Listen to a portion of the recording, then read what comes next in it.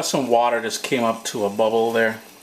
And over here I have what most North Americans or people outside the Caribbean will call lemongrass. In the Caribbean, however, we call this fever grass. You heard me right, fever grass.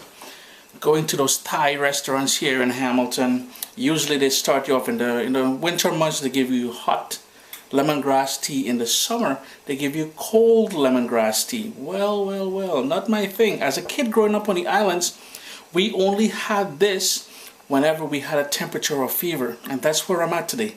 Haven't been feeling well the past couple of days, so I'm making some fever grass tea, and that's how we call it, fever grass. Supposedly, well, as a kid I remember when we had a temperature, my dad would usually make this tea for us, and believe it or not, it did help.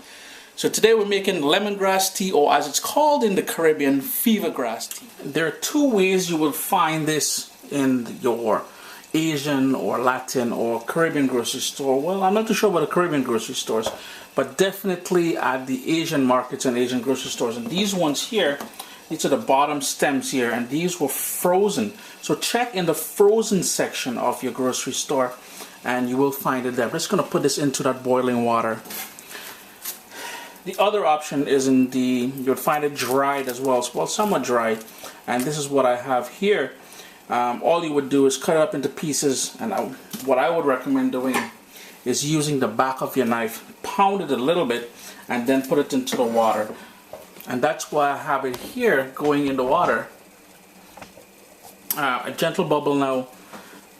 Here we have about 4 cups of water, and it all depends on how strong you want it. So I have 6 stems in there and about 4 to 5 cups of water. I'm just going to let that gently bubble now for about 15 to 20 minutes. As it bubbles away there and we get all that, you're going to get a lovely sort of ginger fragrant sort of scent in your kitchen. As it bubbles away, just want to quickly mention over here in the dried stems that I showed you, when we would pick it, when my dad would pick it from the bush that we had in the backyard, he would also try to get some of the root here.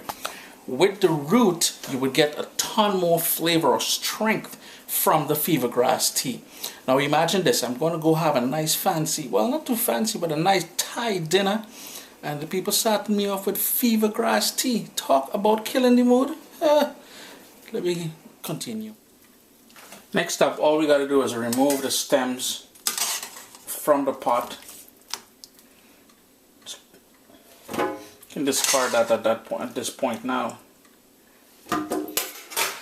Now I have my teapot here, and all I'll need is a strainer because I want to make sure I catch any sort of debris or anything. And all I would do is strain it into my teapot.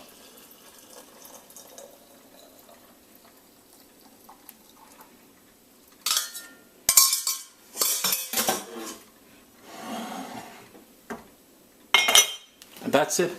That is it. All you would do now, you would sweeten it to your own taste. I like to go in, I have some organic honey here. I like to use honey. And if you want, you can go in with a slice or 2 of lemon.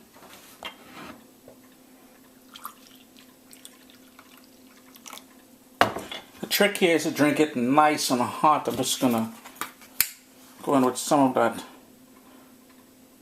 that honey. I really don't want to kill the flavor of it, but besides, I'm cutting back on the amount of sugar that I intake on a daily. So there you go, friends. So simple, and it is a delicious tea. If you're from the Caribbean, you would be calling it fever grass tea, as I said. Outside the Caribbean, lemongrass tea. I'm going to go dive in with a cup of that because I'm not feeling well, as I said. And as a kid growing up on the islands, this worked for me when I had a temperature. No lie. However, this is not sound medical advice, so please, it's just me passing on what was passed on to me.